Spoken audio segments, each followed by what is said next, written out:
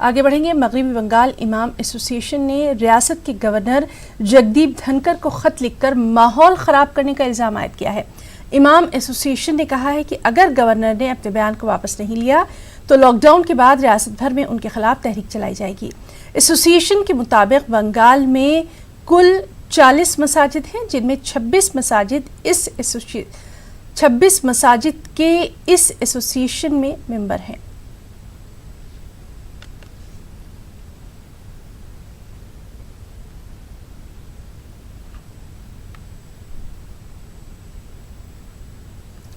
गुजरात में एक बार फिर मजदूरों ने हंगामा बर्पा कर दिया। सूरत के खजूत इलाके में हीरा बुर्स प्रोजेक्ट से जुड़े मजदूरों ने हंगामा किया। दरअसल हीरा बुर्स में तामीराती काम चल रहा था। मजदूर भी इसी कंस्ट्रक्शन साइट पर रह रहे थे। बताया जाता है कि इस प्रोजेक्ट में पहले से काम कर रहे मजदूरों ने दीगर अजला से लाए गए मजदूरों की मुखालिफत की। इस दरमियान दीगर अजला से आए मजदूरों में से कुछ में कोरोना होने का अंदेशा पैदा हुआ, जिसके बाद पथराव हो गए और कई अफराद जख्मी हो गए। इस दौरान इमारत पर भी पत्थर फेंके गए, कुछ गाड़ियों को भी नुकसान पहुंचाया गया। वाज़ेह है कि मकामी इंतजामिया ने शहर के बाहर हिस्सों में तामीराती कामों को मंजूरी दे रखी है।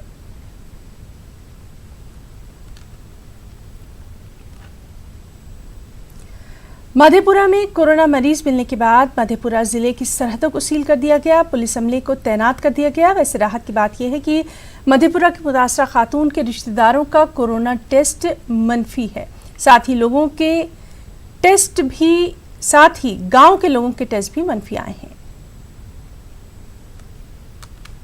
मधेपुरा में कोरोना संक्रमित मरीज मिलने के बाद आसपास के जिला प्रशासन के द्वारा मधेपुरा की सीमा को सील कर दिया गया है। अभी हम खड़े हैं पतरघट थाना क्षेत्र के कहरा मोड़ पर, जहां पर यह जो है वो बैरिकेड लगाकर इस सीमा को सील किया गया है। वैसे जो राहत की बात है, जो कोरोना संदिग्ध मरीज हैं उनके परिवार के अन्य सदस्य जो हैं उनका जो टेस्ट हुआ है वो नकारात्मक आया है, और जो उस गांव के लगभग 50 लोगों को यहाँ पे रखा गया था मधेपुरा मेडिकल कॉलेज में, उसमें से भी अभी तक 35 लोगों का जो टेस्ट रिपोर्ट आया है वो भी नकारात्मक मिला है। ऐसे में जो एक मधेपुरा के लोगों के लिए एक अच्छी खबर हो सकती है।